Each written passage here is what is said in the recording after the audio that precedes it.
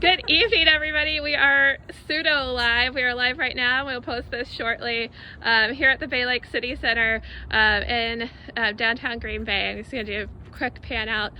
You know where we are. You know the old mall area. And I'm here with Joe Wilmot, our shelter manager, and Georgie, one of our support staff. So, Joe, why don't you take it away? All right, so we're here. This is our first night of our full shelter season.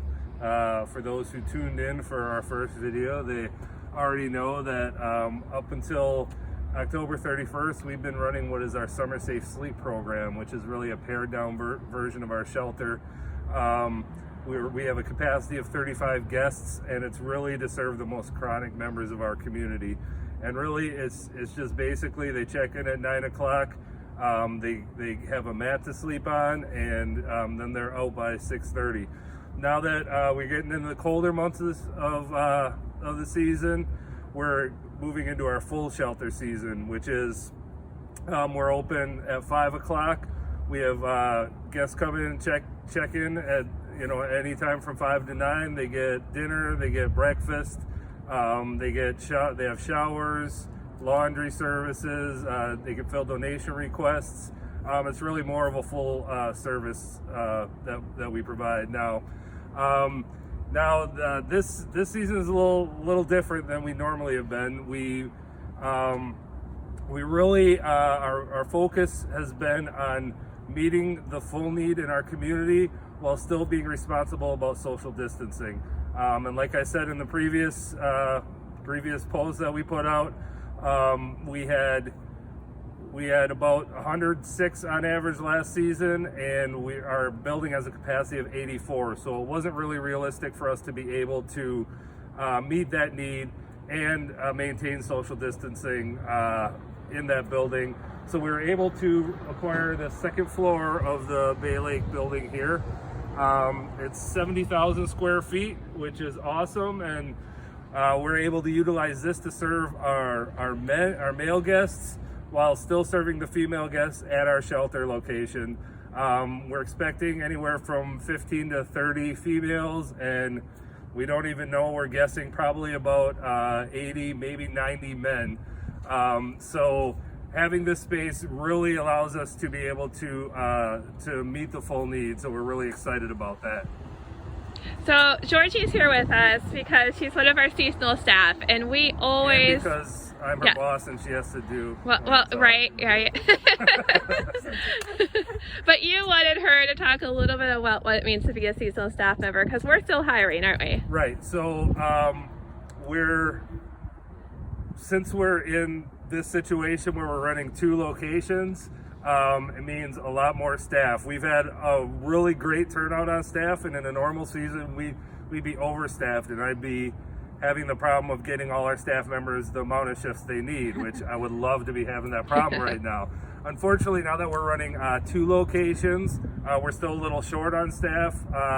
We have shifts that are being filled in by staff taking on more shifts than they had initially signed up for, by some of our full-time staff filling in shifts, but we're really looking to add more staff, particularly on the overnight, our midnight to 8 shift, and our 5 a.m. to 9 a.m. shift. We could really use more help. And I'll let Georgie talk about why she chose to come on, because she's one of our awesome dedicated employees.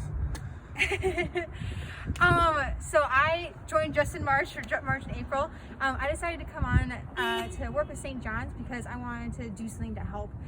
You can see people struggling with homelessness on the side of the street, and sure, you can stop and give money and food and all of that, but being able to be here is super life-giving, just to be able to see the guests one-on-one, get to know them, and be a consistent part of their lives here. But yeah, definitely, if you even have like an ounce of thinking about applying, please do, because it's a really great place to work, and the staff is great. So all right, that's pretty cool. All right, you can go back to work. Grazie. Yeah, so like a lot of people, if they're hesitant about it, they might maybe thinking, am I right for this? Can I really do this job? I always tell people the 2 things we look for in staff are that you're that you're reliable, that you're going to show up for all the shifts that you're scheduled for, and that you have a heart and a passion to serve.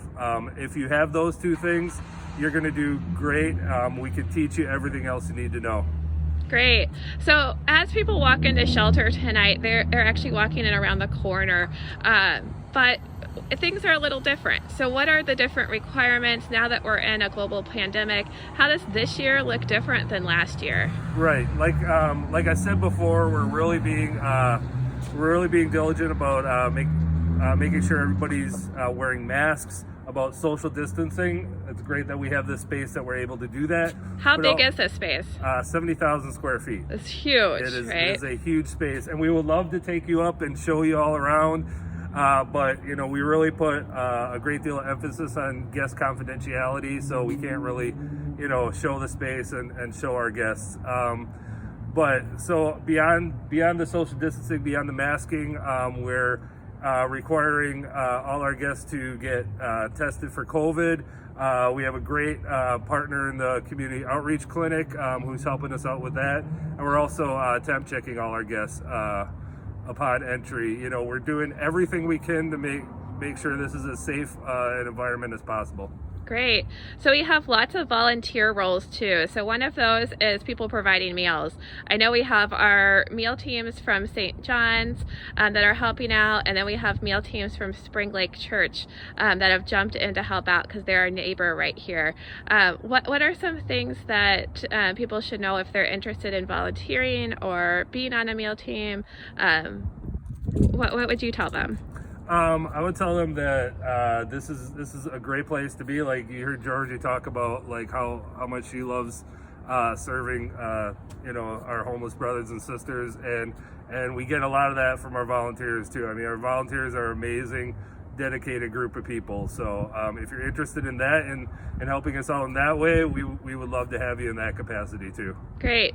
So here at the Bay Lake City Center, one thing that we have is lots of space, but we actually didn't have any showers, did we? And obviously if we're wanting to keep people safe, sanitary, all of that, basic hygiene is just one of those things. So what partnership have we forged to really meet our needs with shelter showers? Yeah, so we're fortunate to be able to partner with the YMCA just down the road. They were very gracious in allowing us to access their showers every morning, Monday through Friday. So we'll be able to get our guests in to get showers. We have several guest interns who are staying with us, but they're also helping us out by working on staff. And one of our guest interns every morning will be walking the guys over to get the showers and walking them back and trying to get as many in as we can each morning. Great.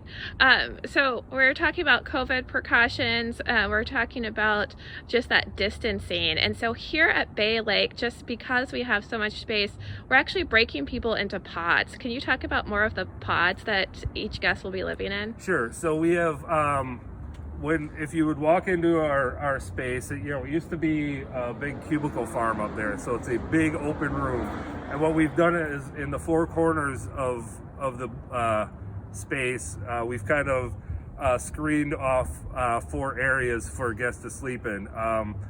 We named them Pod A through D, and while guests are in their pod, that is their only space that they're allowed to take off their masks unless they are, in the dining room eating. But we're also utilizing 2 separate dining rooms, one for 2 of the pods and one for the other 2 pods, just trying to be as responsible as we can about social distancing, and not, if somebody should happen to come in who's positive, that we're not exposing them. We're exposing them to as few people as possible. Yeah, so people will be really segregated out into the pods, and then if somebody does develop COVID, this space allows us separate sectioned off areas for quarantining if need be, correct? Right. So we have on top of the big open area, the 2 dining rooms, we also have several smaller offices. Part of what we'll be using those for is our programming. We will still have the Micah Center open during the day for running programming groups there, but we'll also be running some some here. We'll still be open here during the day. So we're able to utilize that space for that. It's just programming groups are, classes about, applying for jobs, about, self-empowerment. And I mean, we have like a whole wide range that our case managers are running. But we also, because we have those rooms, we, if need be, we're able to utilize them to just, quarantine an individual until we can get them in touch with outreach, in touch with the proper service providers to get them off-site and get them tested and get them the help they need. It sounds like we've really planned and prepared for all the scenarios this shelter season. As the shelter manager, good work. But I've like we tell our staff, and if Georgie was here, she'd say this: our keyword is flexibility. We plan for everything that we can think to plan for, but we realize that as the season goes on, other stuff is going to pop up, and we just are going to have to figure out how to roll with it as best we can. Great. Is there anything else you'd like to add?